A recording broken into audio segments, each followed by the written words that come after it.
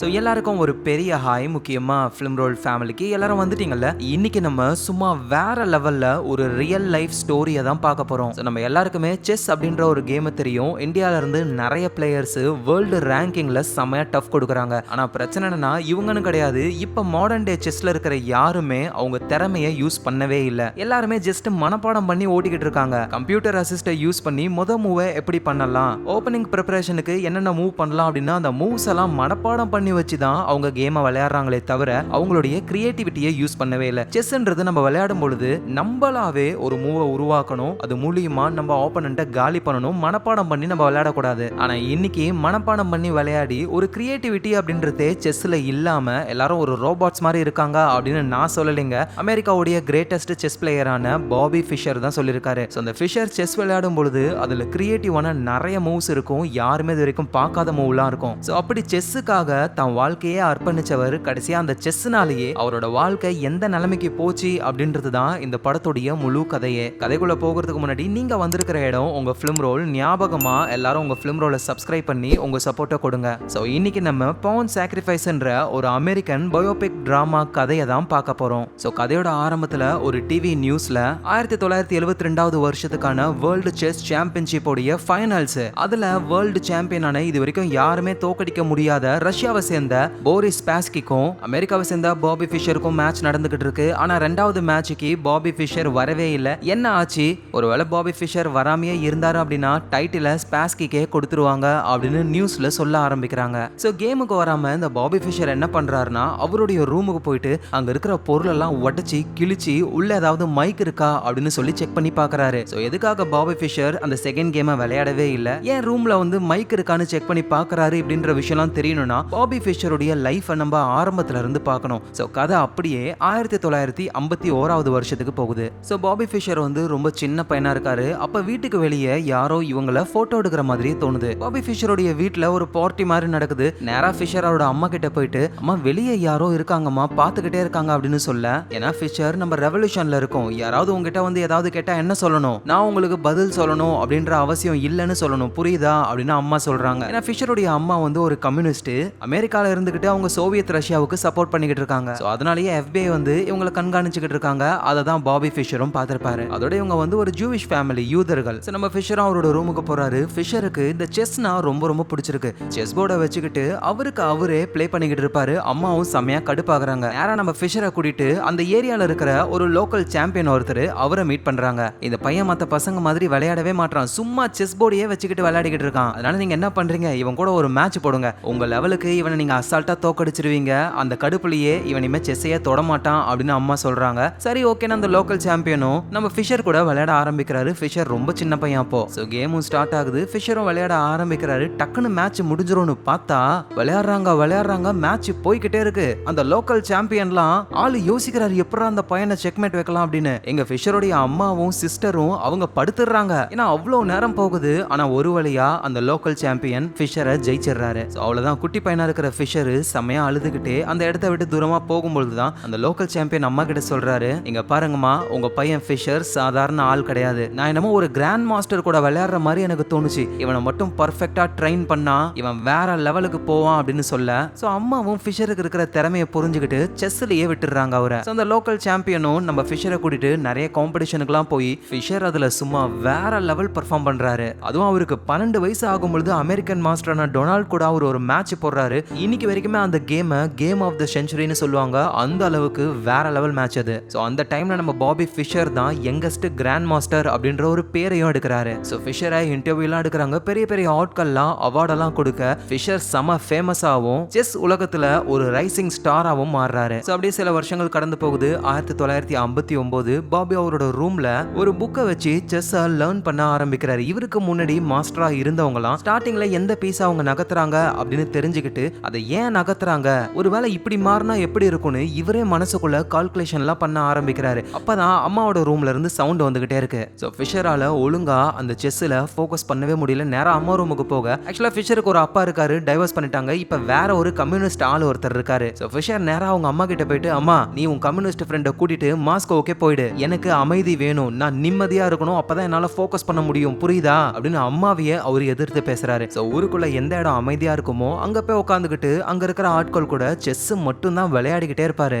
நிறைய காம்படிஷன்ல கலந்துக்கிட்டு அதுல வின் பண்ணவும் ஆரம்பிக்கிறாரு. ஃபிஷர், உங்க ஃபியூச்சர் பிளான் என்ன அப்படின்னு சொல்லி கேட்கும் பொழுது, நான் ரஷ்யன்ஸ் கூட மோதணும்னு ஆசைப்படுறேன், அவங்க எல்லாரையுமே நான் தோக்கடிப்பேன் அப்படின்னு சொல்றாரு. இப்படி குட்டி பையனா இருக்கிற ஃபிஷர் சொல்றதுக்கான காரணம் என்ன அப்படின்னா, அந்த காலகட்டத்திலேயே ரஷ்யாவுக்கும் அமெரிக்காவுக்கும் கோல்டு வார் ஸ்டார்ட் ஆயிடுச்சு. எந்த நாடு சிறந்த நாடு அப்படின்னு அவங்களுக்குள்ள ஒரு போட்டி. அதனால எல்லா துறைகள்லயும் அமெரிக்கா நம்பர் 1ல வரணும் அப்படின்னு நினைக்குது. ஆனா செஸ்ஸை பொறுத்த வரைக்கும் ரஷ்யன்ஸ் கொஞ்சம் ஸ்ட்ராங்கா இருக்காங்களா, அமெரிக்கால சொல்லிக்கிற அளவுக்கு பெருசா செஸ் பிளேயர் கிடையாது. ஆனா ஃபிஷர் தொடர்ந்து நிறைய மேட்ச் விளையாடி இப்படியே நாட்கள் போய் ஃபிஷர் இப்ப பெரிய பையனாவும் ஆயிடுறாரு. 1962 வருஷம் பல்கேரியால வேர்ல்டு செஸ் சாம்பியன்ஷிப்புக்கான கேண்டிடேட்ஸ் போட்டி நடக்குது. அதாவது இந்த கேம்ல நிறைய பாயிண்ட்ஸ் எடுக்கிறவங்க எல்லாம் வேர்ல்டு சாம்பியன்ஷிப்ல செலக்ட் ஆயிடுவாங்க. நம்ம ஃபிஷர் அவரோட கேம் விளையாடிக்கிட்டு இருக்காரு, ஒவ்வொருத்தரையா தோக்கடிச்சுக்கிட்டு இருக்காரு. அப்பதான் அந்த இடத்துக்கு ஒரு பர்சன் வராரு. அவரு தான் ரஷ்யாவுடைய பெஸ்ட் பிளேயர், இன்னும் சொல்ல போனா உலகத்துடைய பெஸ்ட் பிளேயர், வேர்ல்டு சாம்பியனான போரிஸ் ஸ்பாஸ்கி. நம்ம ஃபிஷரை தாண்டி தான் அவர் போறாரு. ஃபிஷரும் அந்த ஸ்பாஸ்கியை அப்படியே உத்து பாக்குறாரு ஆளு. சோ அப்பதான் இந்த கேம்ல நடக்கிற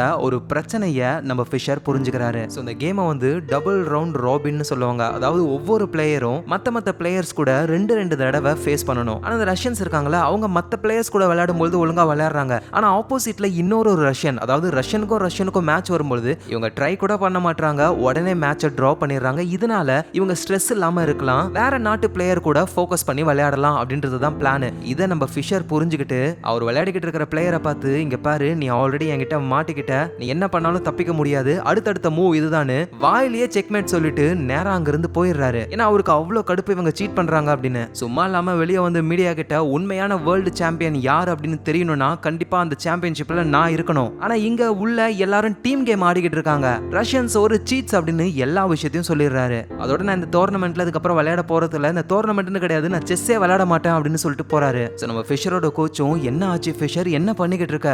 கோச், உங்களுக்கே தெரியும்ல, இதுக்காக தான் நான் 10 வருஷம் காத்துக்கிட்டு இருந்தேன், ஒரு வேர்ல்டு சாம்பியனா ஆகணும்னு எனக்கு அவ்வளவு ஆசை. ஆனா இவங்க இப்படி சீட் பண்றாங்க, என்னால எப்படி விளையாட முடியும் அப்படின்னு பயங்கரமா கத்திட்டு அவரோட இடத்துக்கு போக ஆரம்பிக்கிறாரு. ஆக்சுவலா நம்ம ஃபிஷர் இருக்கார்ல, அவரு ரொம்பவே செஸ் மேல ஒரு மாதிரி காதல்னு சொல்ல முடியாது, வெறியே ஆயிட்டாரு. ரூமுக்கு போயிட்டு தூங்க கூட மாட்டுறாரு. செஸ் போர்டை வச்சுக்கிட்டு அந்த செஸ்ஸையே பார்த்துக்கிட்டு அடுத்தடுத்த மூவ் என்ன பண்ணலாம் அப்படின்னு அது மட்டும் தான் ஒரு மைண்ட்ல ஓடிக்கிட்டே இருக்கு. ஸோ அப்புறம் பக்கத்துல இருக்கிற ஒரு கடைக்கு போய் ஒரு மேகசினை பார்க்கறாரு. அதுல அந்த ரஷ்யன் பிளேயர் ஸ்பாஸ்கியோடைய போட்டோ போட்டு அவரை பத்தின விஷயங்கள்லாம் இருக்கு. பக்கத்திலே ஒரு ரஷ்யன் லேடி இருக்காங்க. அவங்க சொல்றாங்க, ஸ்பாஸ்கி அது வரைக்கும் யாரும் தோக்கடிச்சதே இல்ல, கண்டிப்பா அவரு வேர்ல்ட் சாம்பியன் ஆவாரு, அவரு தான் வேற லெவல் அப்படின்னு சொல்ல இங்க நம்ம ஃபிஷருக்கு பயங்கரமா கடுப்பாகுது. ஸோ இப்படியே நாட்கள் போக நம்ம ஃபிஷர் கேம் விளையாடவே இல்ல. அப்பதான் ஃபிஷரை பார்க்க ஒரு லாயர் வராரு. இந்த மாதிரி ரஷ்யாவுடைய பெஸ்ட் பிளேயர்ஸ்லாம் அமெரிக்காவுக்கு வர போறாங்க, ஒரு காம்படிஷன் நடக்க போகுது, நம்ம அமெரிக்காவை பொறுத்த வரைக்கும் நீ தான் இப்ப பெஸ்ட், ஸோ நீ கலந்துக்கணும். அதோட இப்ப கோல்டு வார் போய்கிட்டு இருக்கிறதுனால செஸ்ஸை பொறுத்த வரைக்கும் அமெரிக்கா ரொம்ப அடி வாங்கி போயிருக்கு. ஸோ அதனால இந்த ரஷ்யன் பிளேயர்ஸை தோக்கடிக்க ஒன்னால மட்டும் தான் முடியும், உனக்கு நான் வேணா ஸ்பான்சர் பண்றேன் அப்படின்னு சொல்றாரு. ஸோ உடனே நம்ம ஃபிஷரும், நான் திரும்ப விளையாட வரேன், ஓகே,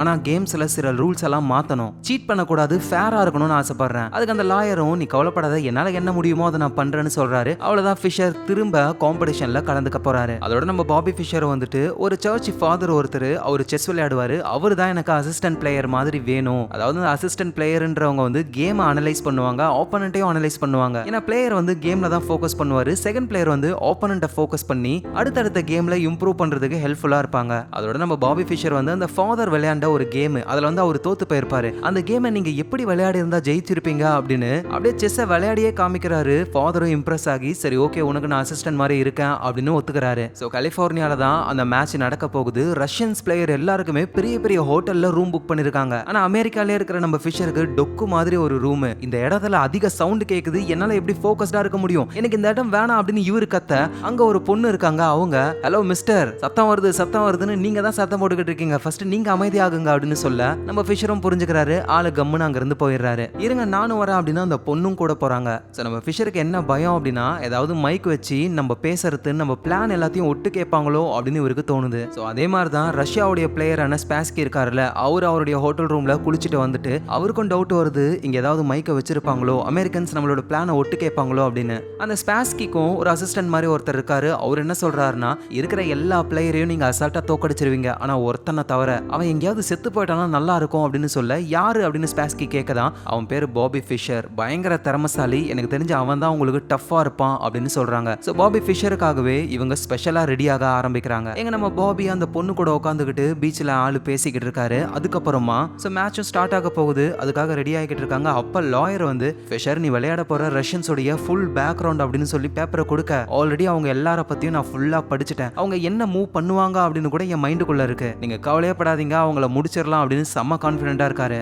ஸோ மேட்சும் ஸ்டார்ட் ஆகுது. அந்த ரஷ்யன் பிளேயர் உட்காந்துக்கிட்டு இருக்காரு. அஃபிஷியலா டைமரும் ஓட ஆரம்பிச்சிருச்சு. இங்க லாயருக்கு எதுவும் புரியல, எங்கடா போனா அவனு வேகமா தேடுறாரு. பார்த்தா ஃபிஷர் பாத்ரூம்ல உட்காந்துக்கிட்டு இருக்காரு. ஒரு லெட்டரை லாயர் கிட்ட கொடுத்து, எங்க அம்மா இங்க கலிபோர்னியால தான் இருக்காங்க, மேட்ச் நடக்கிற விஷயம் தெரியாது, ஒருவேளை தெரிஞ்சதுன்னா உடனே இங்க வரணும்னு நினைப்பாங்க, தயவு செஞ்சு அவங்கள உள்ள விட்டுறாதீங்க. சரி ஓகே ஃபிஷர், ஆனா நீ இங்க என்ன பண்ணிக்கிட்டு இருக்க, அங்க மேட்ச் ஸ்டார்ட் ஆயிடுச்சு, வெயிட் பண்ணிக்கிட்டு இருக்காரு, டைமரும் ஓடிக்கிட்டு இருக்கு. அட பொறுமையா போய் பாத்துக்கலாம். இது பொறுமையாவா, நீ விளையாட போறவன் தான் உலகத்திலேயே டாப் 3ல இருக்கிற chess player, I'm sorry top 4, ஏன்னா அவரை நான் இப்ப தோக்கடிக்க போறேன், டாப் 3க்கு நான் வர போறேன் அப்படின்னு லாயர் கிட்ட சொல்லிட்டு அப்படியே ஆளு பொறுமையா போய் உட்கார்றாரு. அந்த ரஷ்யன் செமையா கடுப்பாகிறாரு. கரெக்டா டைமர் முடிகிற டைம்ல தான் ஃபர்ஸ்ட் மூவ் இவர் பண்றாரு. சோ அந்த மேட்ச்ல நம்ம ஃபிஷர் வின் பண்றாரு. தோத்து போன அந்த ரஷ்யனுக்குலாம் ஒரு மாதிரி ஆயிடுது. சோ அடுத்த கேம்லாம் விளையாடாம அந்த ரஷ்யன் வந்து உடம்பு சரியில்லை அப்படின்னு திரும்ப ரஷ்யாவுக்கே போயிடுறாரு. இந்த விஷயம் டிவி நியூஸ்ல வருது. ரஷ்யன்ஸ் இது வரைக்கும் எந்த அமெரிக்கன்ஸும் செஸ்ல தோக்கடிக்கல, ஆனா அதை நம்ம ஃபிஷர் பண்றாரு, அமெரிக்காவே பெருமையா இருக்கு அப்படின்ற மாதிரி சொல்றாங்க. அவர் திடீர்னு ஃபிஷர் அவரோட ரூம்ல படுத்துக்கிட்டு இருக்காரு. இனிமே நான் செஸ் விளையாட மாட்டேன்னு சொல்றாரு. லாயருக்கும் ஃபாதருக்கும் எதுவும் புரியல. என்ன ஆச்சு உனக்குன்னு கேட்க, எனக்கு ஒரு 3 கண்டிஷன் இருக்கு, அதை மட்டும் பண்ணிட்டீங்கன்னா நான் செஸ் விளையாடுறேன். என்ன கண்டிஷன்? முதல் கண்டிஷன், ரஷ்யன்ஸ் எல்லாம் சூப்பரான கருப்பு கலர் கார்ல வராங்க, அதே மாதிரி எனக்கு ஒரு சூப்பரான கார் வேணும். அடுத்தது, நான் விளையாடுற மேட்சை பாக்குறதுக்கு மக்கள் கிட்ட இருந்து $5000 வாங்குறீங்க, அதுல எனக்கு 30% வேணும். அண்ட் லாஸ்டா கேம் நடக்கிற இடத்துல இருந்து 5 அடி தள்ளி தான் மக்கள் இருக்கணும், பக்கத்துல வரக்கூடாது. ஏன்னா அவங்க மூச்சு விடுற சவுண்ட் கேக்குது, அவங்க யோசிக்கிறதுலாம் என் மண்டைக்குள்ள வருது. அதெல்லாம் மட்டும் பண்ணிட்டீங்கன்னா நான் கேம் விளையாடுறேன் அப்படின்னு சொல்ல, ஆனா ஃபிஷர் இதுக்கெல்லாம் ரொம்ப காசு ஆகுமே, அப்பனா என்னால செஸ்லாம் விளையாட முடியாது அப்படின்னு சொல்லிட்டு அவர் போய்கிட்டே இருக்காரு. அப்புறம் ஃபிஷர் வந்து வெளியே பப்ளிக் போன்ல அவரோட சிஸ்டருக்கு கால் பண்ணி பேசுறாரு. இத ஃபிஷர் கூட பீச் வரைக்கும் வந்ததே ஒரு பொண்ணு. அந்த பொண்ணு பார்த்துட்டு, ஒரு ரூம்லயே போன் இருக்குமே, அதுல பேசிருக்கலாமே, இல்ல அந்த போன்ல டிக் டிக்னு ஒரு சவுண்ட் கேட்டுது, நான் பேசுறத யாரோ ஒட்டு கேட்கறாங்களோ அப்படின்ற மாதிரி எனக்கு தோணுச்சு, அதனால தான் பப்ளிக் போனுக்கு வந்தேன் அப்படின்னு சொல்றாரு. சோ தொடர்ந்து காம்படிஷன் நடந்து நம்ம பாபி வேற லெவல்ல விளையாடி, அந்த பக்கம் ரஷ்யன்ஸோடைய ஸ்பாஸ்கி பயங்கரமா விளையாடி, நியூஸ்ல சொல்றாங்க இப்ப ஃபைனல் மேட்ச் நம்ம அமெரிக்காவுடைய ஃபிஷருக்கும் ரஷ்யாவுடைய ஸ்பாஸ்கிக்கும் தான் நடக்க போகுது அப்படின்னு சொல்ல எல்லாருமே ஆர்வமா இருக்காங்க. அந்த ஸ்பாஸ்கியை இன்டர்வியூ எல்லாம் எடுக்கிறாங்க. இது வந்து பாபி ஃபிஷர் தோக்கிற மேட்ச், ஜெயிக்கிற மேட்ச் கிடையாது அப்படின்னு கான்ஃபிடென்ட்டா ஒரு இன்டர்வியூ எல்லாம் கொடுக்குறாரு. அந்த மேட்ச் நடக்க ஆரம்பிக்குது. ஸ்பாஸ்கி நம்ம ஃபிஷருடைய கையெல்லாம் கொடுத்து மேட்ச் நடந்து முடிஞ்சு ஸ்பாஸ்கி அதுல வின் பண்ணிடுறாரு. ஃபிஷர் தோத்துட்டு வெளியே வராரு. பிரஸ் பீப்புள் எல்லாம் இன்டர்வியூ எடுக்க ரெடியா இருக்காங்க. ஆனா அவர் எதுவும் சொல்லாம அப்படியே நடந்து வந்துகிட்டே இருக்காரு. ஆனா கூட இருக்கிற லாயர் ஃபாதர் கிட்ட ஒரு விஷயத்த சொல்ல ஆரம்பிக்கிறாரு. அந்த ஸ்பாஸ்கி மேட்சை டிராப் பண்ணணும் தான் விளையாடிக்கிட்டே இருந்தான், எனக்கு டிராப் பண்ண சுத்தமா பிடிக்கவே பிடிக்கல, கடைசி வரைக்கும் மோதணும்னு நினைச்சேன், சோ அவன் என்ன வின் பண்ணிட்டான் அப்படின்னு சொல்றாரு. லாயரும் சரி ஏதோ ஒன்னு, அட்லீஸ்ட் நீ செகண்டாவது வந்து அந்த பிரைஸையாவது வாங்கிட்டு போ, அதெல்லாம் நீங்க வாங்கிக்கோங்க அப்படின்னு ஒரு மாட்டு போய்கிட்டே இருக்காரு. அப்படியே ஓரமா பீச்ல உட்காந்துக்கிட்டு யோசிச்சுக்கிட்டு இருக்காரு. இந்த பக்கம் ஸ்பாஸ்கி வின் பண்ணிட்டாருல, அவரை எல்லாரும் கங்க்ராச்சுலேட் பண்றாங்க. நம்ம ஃபிஷரும் நம்ம என்ன தப்பு பண்ணோம், என்ன மிஸ்டேக் பண்ணோம் அப்படின்னு அதை பத்தியே யோசிச்சுக்கிட்டே இருக்காரு. எங்க லாயரும் ஃபாதரும் வந்துட்டு ஹோட்டல் ரூமுக்கு போயிடுறாங்க. அப்பதான் லாயர் ஒரு விஷயத்த சொல்றாரு. உங்களுக்கு நடக்கிற விஷயம் தெரியும்ல, ஸ்பேஸ், பொருளாதாரம், டெக்னாலஜி, இது எல்லாத்துலயுமே அமெரிக்காவுக்கும் ரஷ்யாவுக்கும் நடக்கிற அந்த கோல்டு வார் ரொம்ப மோசமா போய்கிட்டு இருக்கு. கிட்டத்தட்ட அமெரிக்கா டஃப் கொடுக்குறோம், ஆனா அந்த செஸ்ல வந்துட்டு ரஷ்யாவை அடிச்சுக்க இப்பொழுதைக்கு நம்ம கிட்ட ஃபிஷர் மட்டும் தான் இருக்கான். அதனால ஃபிஷருக்கு என்ன வேணுமோ எல்லாத்தையும் கொடுக்க சொல்லிட்டாங்க யூஎஸ் பிரசிடென்ட். கார் வேணுமா காரு, பணம் வேணுமா பணம், எதுவா இருந்தாலும் கொடுக்கிறதுக்கு ரெடியா இருக்காங்க. நீங்க ஃபிஷரை ஜஸ்ட் போட்டிக்கு மட்டும் தயார்படுத்துங்க, அது போதும் அப்படின்னு சொல்ல, அப்பதான் ஃபாதர் ஒரு விஷயத்த சொல்றாரு. லாயர், உங்களுக்கு செஸ் கேம் பத்தி தெரியல, இதுக்கு முன்னாடி மர்ஃபி அப்படின்னு ஒருத்தர் இருந்தாரு, சின்ன வயசுலயே எல்லா கிராண்ட் மாஸ்டரையும் தோக்கடிச்சு வேற லெவல் பிளேயரா இருந்தாரு. ஆனா காலங்கள் போக போக அவருக்கு யாரோ பாய்சன் வைக்கிறாங்க, யாரோ ஒட்டு கேட்கறாங்க இப்படின்னு லூசு மாதிரி வளரி கடைசியா ஒரு பாட் டப்ல இறந்து போன நிலைமையில இருந்தாரு. இது ஒரு சாதாரண கேம் கிடையாது, இது உங்க மூளையே சாப்பிட்டுரும். அதனால நம்ம ஃபிஷரை ஃபோர்ஸ் பண்ணக்கூடாது அப்படின்னு சொல்ல, லாயர் அதெல்லாம் கேட்கற மாதிரியே இல்ல, நீங்க என்ன பண்ணுவீங்கன்னு தெரியாது, ஃபிஷர் வேர்ல்டு சாம்பியன்ஷிப்பா அடிக்கணும், ரஷ்யாவை நம்ம தோக்கடிக்கணும், அவ்வளவுதான் அப்படின்னு சொல்றாங்க. எங்க நம்ம ஃபிஷர் வந்து பீச்ல இருக்காரு. அப்ப அந்த பீச்சுக்கு குளிக்கிறதுக்காக ஸ்பாஸ்கி இருக்காருல, அவர் வராரு ஆளு. ஃபிஷர் ஸ்பாஸ்கிய பார்த்த உடனே நீ ஜெயிச்சிட்ட அப்படின்னு நினைக்காத, கண்டிப்பா நான் உன்னை தேடி வருவேன், உன்னை தோக்கடிக்காம விட மாட்டேன் அப்படின்னு கத்துறாரு. ஆனா ஸ்பாஸ்கி கண்டுக்காம அங்க இருந்து போயிடுறாரு. சோ அதுக்கப்புறமா நம்ம ஃபிஷர் நடக்கிற நிறைய டோர்னமெண்ட்ல வின் பண்ண ஆரம்பிக்கிறாரு. பெரிய பெரிய கிராண்ட் மாஸ்டர்ஸ், வேர்ல்டு ரேங்கிங்ல இருக்கிற பிளேயர்ஸ் எல்லாம் அடிச்சு நவுத்தி டாப் பொசிஷனுக்கு வர ஆரம்பிக்கிறாரு. இந்த ஃபிஷர் கிட்ட இருக்கிற ஒரு ஸ்பெஷல் என்ன அப்படின்னா மத்த பிளேயர்ஸ்லாம் இப்படி ஒரு மூவ் இருந்தா நம்ம பதிலுக்கு அட்டாக் இப்படிதான் பண்ணணும் அப்படின்னு படிச்சுட்டு அதை பண்றவங்க. பட் ஆனா ஃபிஷர் வந்துட்டு அவரோட மைண்டுக்குள்ளேயே கிரியேட்டிவா நிறைய விஷயங்களை புது புது விஷயங்களை அவர் பண்ண ஆரம்பிக்கிறாரு. செஸ்ல இது வரைக்கும் யாரும் பார்க்காததெல்லாம் அவர் பண்றாரு. சோ நிறைய கேமை வின் பண்ணி அவரை இன்டர்வியூ எடுக்கிறாங்க. 1972ல நடக்க போற அந்த வேர்ல்டு செஸ் சாம்பியன்ஷிப்ல நான் தான் சாம்பியன் ஆக போறேன் அப்படின்னு சொல்றாரு. அதோட ஃபிஷர் கொஞ்சம் கொஞ்சமா மென்டலா பாதிக்கப்பட ஆரம்பிக்கிறாரு. சடனா அவர் ரூம்ல இருக்கிற போனை உடைச்சு உள்ள ஏதாவது மைக் இருக்கான்னு சொல்லி செக் பண்றாரு. யாரோ அவரை ஒட்டு கேட்கறாங்க, அவரை ஃபாலோ பண்றாங்கன்ற மாதிரியா அவருக்கு தோணுது. சோ அப்புறம் நம்ம ஃபிஷருடைய லாயர் இருக்கார்ல, அவரு ஃபிஷருக்கே தெரியாம ஃபிஷரோட சிஸ்டரை மீட் பண்ண போறாரு. ரெண்டு பேரும் ஒரு ரெஸ்டாரண்ட்ல மீட் பண்றாங்க. ஃபிஷரோட சிஸ்டர் ரொம்ப கஷ்டப்பட்டு அழுதுகிட்டே நிறைய லெட்டர்ஸ் எல்லாம் எடுக்கிறாங்க. இவ்வளவு வருஷங்கள்ல இவன் போட்ட லெட்டர்ஸ் எல்லாத்தையும் பாருங்க. ஒவ்வொரு லெட்டர்லயும் வேற வேற ஆள் மாதிரி பேசுறான். எனக்கு தெரிஞ்ச ஒரு சைக்காட்ரிக் டாக்டர் கிட்ட காட்டும் பொழுது இவனுக்கு மோசமான ப்ராப்ளம் இருக்கு, இவனுக்கு டெலியூஷனல் சைக்கோசிஸ் இருக்க வாய்ப்பு இருக்குன்னு சொல்றாங்க. எனக்கு ரொம்ப கவலையா இருக்கு. அவனை யாரோ ஒட்டு கேட்கறாங்க அப்படின்னு சொல்லி பப்ளிக் போன்ல இருந்தெல்லாம் எனக்கு கால் பண்றான் அப்படின்னு சொல்ல, சோ லாயரும் எப்படியாவது சமாளிக்கணும்னு அது வந்து உண்மையிலேயே இவனோட பிளான் எல்லாம் ஒட்டு கேட்கறதுக்கு மைக்கெல்லாம் வச்சிருந்தாங்கம்மா, நாங்களும் கண்டுபிடிச்சோம் அப்படின்னு சும்மா சொல்றாரு. ஓ அப்படியா, சரி இதுக்கு என்ன சொல்ல போறீங்க அப்படின்னு சொல்லி ஒரு லெட்டர்ல ஃபிஷர் என்ன எழுதிருக்காரு அப்படின்னா, சோவியத் யூனியனுக்கு ஜூவிஷ் ஹெல்ப் பண்றாங்க, ஜூவிஷையும் சோவியத் யூனியனையும் சேர்த்து நான் எதிர்க்க போறேன் செஸ் மூலியமா அப்படின்னு எழுதிருக்காரு. ஆனா பிரச்சனை என்னன்னா நம்ம ஃபிஷரே ஒரு ஜூவிஷ் தான். சோ அவனுக்கு ஏதோ ஒரு ப்ராப்ளம் இருக்கு, ப்ளீஸ் அவனை செஸ் விளையாட விடாதீங்க அப்படின்னு சொல்ல, ஆனா உடனே ஸ்டாப் பண்ண முடியாது. ஏன்னா ஃபிஷரை நம்பி தான் இந்த கோல்டு வார்ல அமெரிக்காவுடைய மானமே இருக்கு செஸ்ஸை பொறுத்த வரைக்கும். சோ அதனால அந்த லாயரும் அதெல்லாம் ஒண்ணும் கிடையாதுமா, அவன் சரியாயிடுவான், அவன் கேம்ல ஃபோக்கஸ் பண்றானா அதான் இப்படி இருக்கான் அப்படின்ற மாதிரி சமாளிக்கிறாரு. சொல்லி வாய மூடல தலையில கவரை மாட்டிக்கிட்டு வித்தியாசமா ஒரு சைக்கோ மாதிரியே ஃபிஷர் பிரஸ் கிட்ட பேசாம ஆளு போய்கிட்டு இருக்காரு. சோ ஒரு வழியா வேர்ல்டு செஸ் சாம்பியன்ஷிப் நடக்க போகுது. நம்ம ஃபிஷர் அங்க இருக்கிற எல்லாரையுமே தோக்கடிச்சு ஃபைனல்ஸ்க்கு போக போறாரு. ஃபைனல்ஸ்ல அந்த ரஷ்யன் பிளேயர் ஸ்பாஸ்கி கூட தான் அவரு மோத போறாரு. சோ இன்டர்வியூ எடுக்கிறாங்க. சார் ஃபைனல் மேட்ச் எப்படி இருக்க போகுதுன்னு நினைக்கிறீங்க அப்படின்னு கேட்க, எனக்கு எந்த பயமும் இல்லை, ஏன்னா நான் தான் கண்டிப்பா வின் பண்ண போறேன். ஆனா ரஷ்யன்ஸ் நான் பேசுறத ஒட்டு கேட்கணுன்றதுக்காக மைக்கெல்லாம் செட் பண்ணி வச்சிருக்காங்க, அதெல்லாம் பண்ணாம இருந்தா நல்லா இருக்கும் அப்படின்ற மாதிரி சொல்றாரு. ஆனா உண்மையிலேயே யாரும் மைக்கை செட் பண்ணி ஒட்டு கேட்கவே இல்லை, இது எல்லாமே இவருடைய கற்பனை தான். சோ பேசிட்டு கார்ல வரும்பொழுது அங்க லாயர் இருக்காரு. லாயர் என்ன சொல்றாருன்னா, சூப்பர், ஒரு வழியா செமிஃபைனல் முடிஞ்சு நீ ஃபைனலுக்கு வந்துட்ட, ஆனா பிரஸ் கிட்ட பேசும்போது கொஞ்சம் ஜாக்கிரதையா பேசு, இந்த மாதிரி மைக் வச்சிருக்காங்க அப்பெல்லாம் சொல்லாத, ஏன்னா நீ இந்த மாதிரி பேசறத நினைச்சு சில பேர் கஷ்டப்படுறாங்க அப்படின்னு சொல்ல, உடனே ஃபிஷரும் யாரு கஷ்டப்படுறது இல்ல அதெல்லாம் ஒண்ணும் இல்ல, ஃபைனல் மேட்சை பத்தி நம்ம பேசுவோம், மறைக்காதீங்க, யார் கஷ்டப்படுறதுன்னு சொல்லுங்க அப்படின்னு கேட்க, லாயரும் உங்க சிஸ்டர் தான், நான் உங்க சிஸ்டரை மீட் பண்ண, நீ இந்த மாதிரி பேசுறத நினைச்சு அவங்க கஷ்டப்படுறாங்கன்னு சொல்ல, என் சிஸ்டர் கிட்ட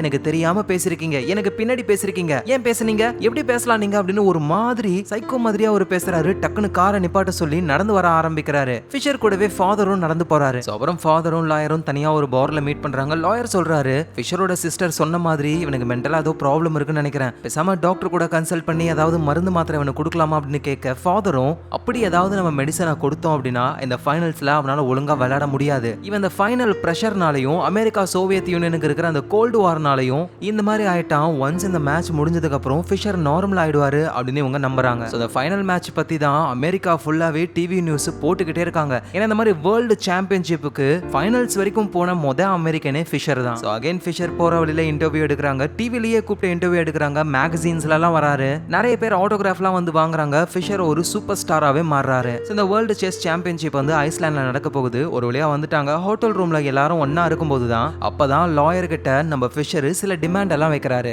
எனக்கு நிறைய ஆரஞ்சு பழங்கள்லாம் வேணும். Okay Fisher, no problem. அப்புறம் நான் கேம் விளையாடுறதுக்கு முன்னாடியே என் பேங்க் அக்கௌண்ட்டுக்கு $49,000 கிரெடிட் ஆயிருக்கணும். அதோட இந்த போட்டோகிராஃபர்ஸ், பிரஸ், மீடியா யாருமே என் பக்கத்திலே வரக்கூடாது. அப்புறம் நான் சாப்பிட போற சாப்பாடு எல்லாமே என் கண்ணு முன்னாடி தான் ஆக்கணும், அது எல்லாத்தையும் நான் பார்ப்பேன் அப்படின்னு சொல்ல, இதை கேட்கிற ஃபாதர் செம்மையா கடுப்பாகிறாரு. அப்படியே ஃபிஷரை பார்த்து, உண்மையிலே இதெல்லாம் பண்ணாதான் விளையாடுவியா? ஆமா அதெல்லாம் பண்ணாதான் விளையாடுவேன், இல்லைன்னா நான் விளையாட மாட்டேன், ஏன்னா நான் பெஸ்ட்னு யாரு கூடயும் விளையாடி நிரூபிக்கணும்னு அவசியம் இல்லை, நான் பெஸ்ட்னு எனக்கு தெரியும் அப்படின்னு அவர் சொல்ல, இவன் கூட இனிமே என்னால இருக்க முடியாது, பாஸ்போர்ட்டை கொடுங்க நான் கிளம்புறேன் அப்படின்னு ஃபாதர் அங்க இருந்து கிளம்பிடுறாரு.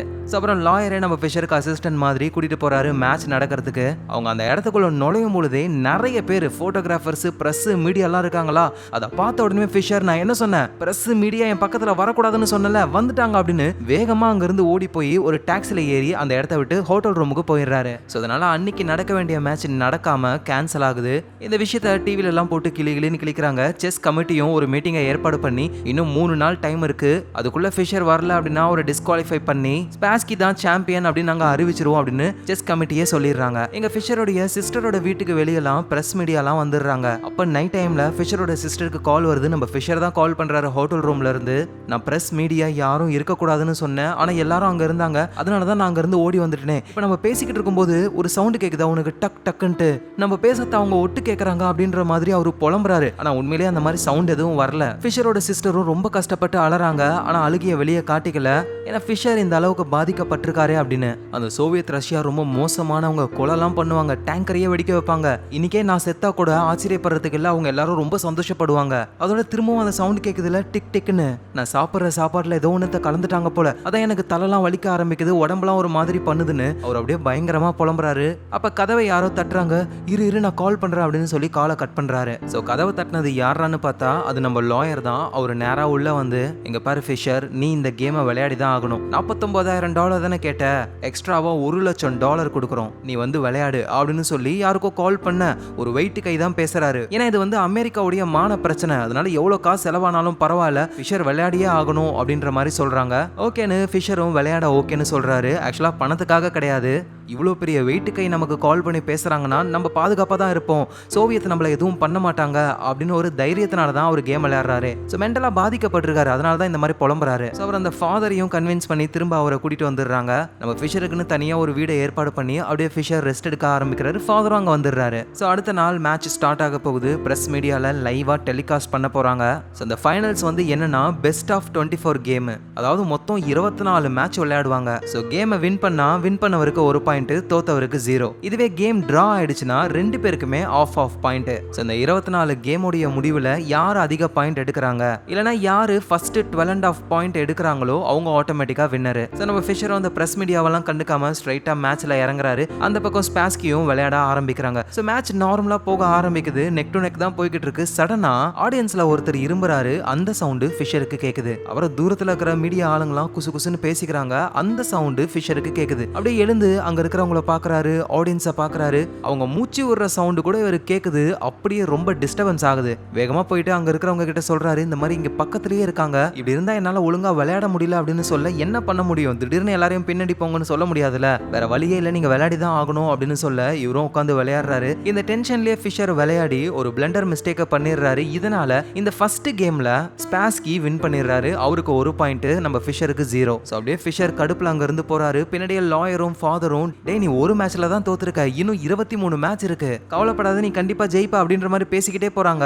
ஒரு டேபிள் டென்னிஸ் விளையாடுற ஒரு இடம் மாதிரி இருக்கு. அந்த இடத்துல போய் நின்னுகிட்டு டக்குனு ஃபிஷர், உங்களுக்கு அது கேக்குதா, எங்களுக்கு எதுவும் கேட்கலையடா, அதான் நானும் சொல்றேன், எதுவுமே கேட்கல, இந்த இடம் ரொம்ப அமைதியா இருக்கு அப்படின்னு ஃபிஷர் சொல்றாரு. இங்க ஸ்பாஸ்கி ஃபர்ஸ்ட் கேமை வின் பண்ணிட்டார்ல, அதனால எல்லாரும் பாராட்டுறாங்க. அப்படியே கார்ல போறாரு. ஸ்பாஸ்கியோட அசிஸ்டன்ட்டும், ரொம்ப நல்ல கேம் தான், நீ புல்லட்டை லோட் பண்ண, ஆனா அவனே எடுத்து ஷூட் பண்ணிக்கிட்டான், தேவையில்லாத ஒரு பிளண்டர் மிஸ்டேக் பண்ணிட்டான், இதே மாதிரி மிஸ்டேக் பண்ணானா கண்டிப்பா நம்ம வின் பண்ணிடுவோம் அப்படின்ற மாதிரி பேசுறாங்க. எங்க நம்ம ஃபிஷரும் லாயர் கிட்ட என்ன சொல்றாருன்னா, இதுக்கு மேல நான் கேம் விளையாட மாட்டேன்னு சொல்றாரு. லாயர் பயங்கர கடுப்பாகிறாரு. டே உனக்கு என்னென்ன வேணுமோ எல்லாத்தையும் கொடுத்தோம், சும்மா விளையாட மாட்டேன்னு சொல்ற, இப்ப என்னடா பிரச்சனை அப்படின்னு கேட்டா, உங்க இஷ்டத்துக்கு என்னால விளையாட முடியாது, எனக்கு விளையாடுற சூழ்நிலை இருக்கணும், இங்க பாருங்க இதுதான் என்னுடைய டிமாண்ட், இது எல்லாத்தையும் நிறைவேற்றுங்க, நான் விளையாடுறேன் அப்படின்னு சொல்லி ஒரு பேப்பரை கொடுக்க, அதுல என்ன போட்டிருக்கு அப்படின்னா, ஆடியன்ஸ் இருக்கக்கூடாது, அமைதியான இடம், அந்த டேபிள் டென்னிஸ் இருந்ததுல அந்த இடத்துல தான் நான் விளையாடுவேன், வேற எங்கேயும் விளையாட மாட்டேன் அப்படின்ற மாதிரி போட்டிருக்கு. எக்ஸ்ட்ரா காசு வேணும், கார் வேணும், இந்த மாதிரி கேட்டா நிறைவேற்ற முடியும். ஆனா ஆடியன்ஸ் இல்லாம ஸ்டேஜை விட்டுட்டு ஒரு ரூம்ல எல்லாம் எப்படி கேம் நடத்துவாங்க, அதுக்கு ஃபெடரேஷன் எப்படி ஒத்துக்கணும் லாயருக்கு புரியல. சோ அடுத்த நாள் செகண்ட் ரவுண்ட் ஆரம்பிக்குது. ஆனா நம்ம ஃபிஷர் வரவே இல்ல.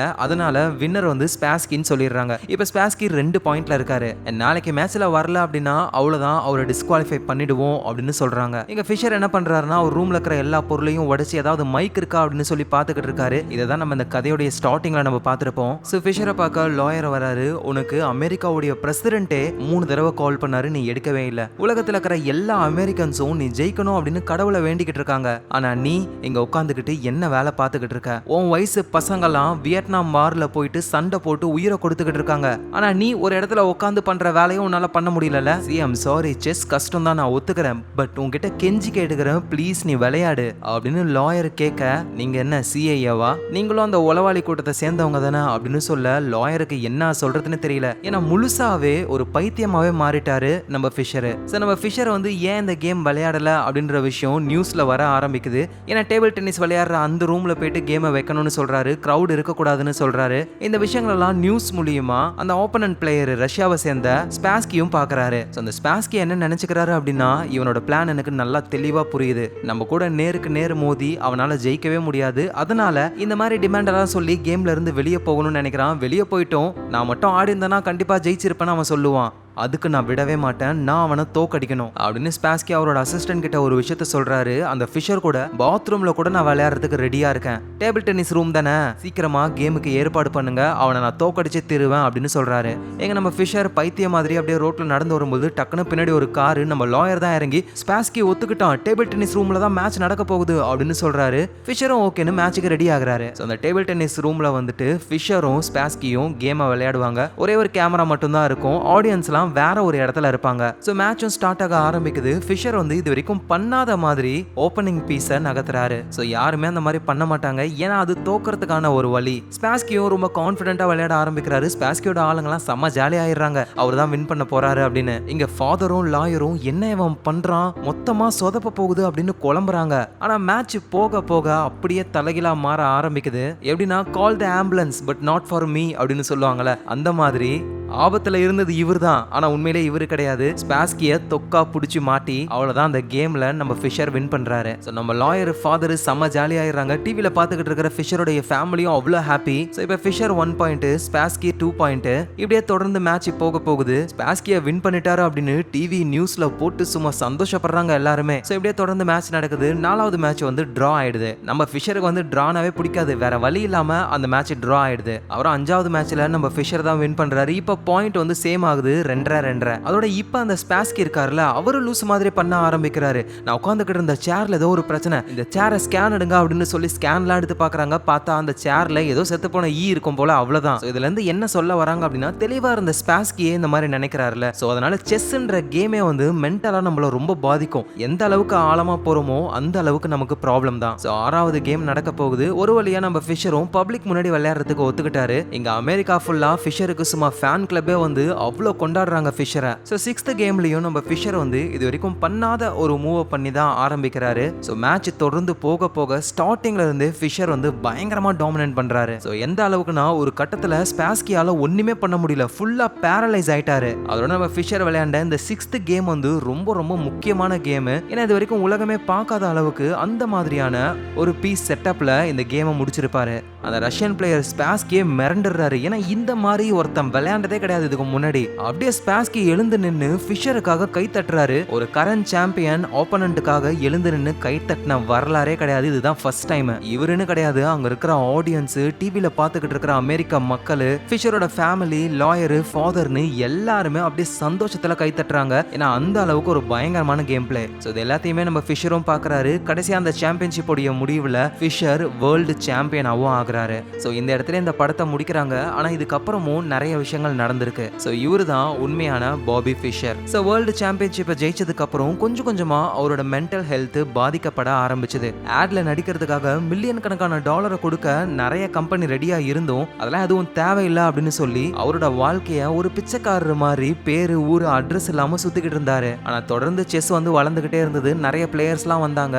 அவதான் ஃபிஷர் சொன்னாரு, செஸ் கேமே கரப்ட் ஆயிடுச்சு, விளையாடுறவங்க எல்லாருமே மனப்பாடம் பண்ணி விளையாடிக்கிட்டு இருக்காங்க, உண்மையான செஸ்ன்றது நம்ம கிரியேட்டிவா பண்றது மனப்பாடம் பண்ணி பண்றது கிடையாதுன்னு டோட்டல் செஸ் கம்யூனிட்டியுமே கழுவி ஊத்துனார் அவரு. ஃபிஷர் சொல்றது உண்மைதான் அப்படின்னு நிறைய பேரும் ஏத்துக்கிட்டாங்க. சோ சின்ன வயசுல இருந்து செஸ்ஸை லவ் பண்ணி செஸ்ஸுக்காகவே வாழ்ந்தவர் கடைசி காலகட்டத்துல செஸ்ஸே எனக்கு பிடிக்கல, இது கரப்டட் அப்படின்னு சொல்லி 2008வது வருஷத்துல அவர் இறந்தே போயிட்டாரு. சோ இன்னைக்கு வரைக்குமே பெஸ்ட் செஸ் பிளேயருடைய லிஸ்ட்டை எடுத்தா ஃபிஷருடைய நேம் இல்லாம இருக்காது, அந்த அளவுக்கு ஒரு பெரிய ஜீனியஸ் அவரு. சோ அவ்வளவுதான் இந்த கதை. கண்டிப்பா உங்க எல்லாருக்கும் பிடிச்சிருக்கும் நான் நினைக்கிறேன். பிடிச்சிருந்ததுன்னா ஒரு லைக் போடுங்க. அதோட நீங்க பாத்துக்கிட்டு இருக்கிறது ஃபிலிம் ரோல். ஞாபகமா உங்க ஃபிலிம் ரோலை சப்ஸ்கிரைப் பண்ணி உங்க சப்போர்ட் கொடுங்க. நாளைக்கு நம்ம வேற லெவல் மூவில பார்க்கலாம். Lots of love guys.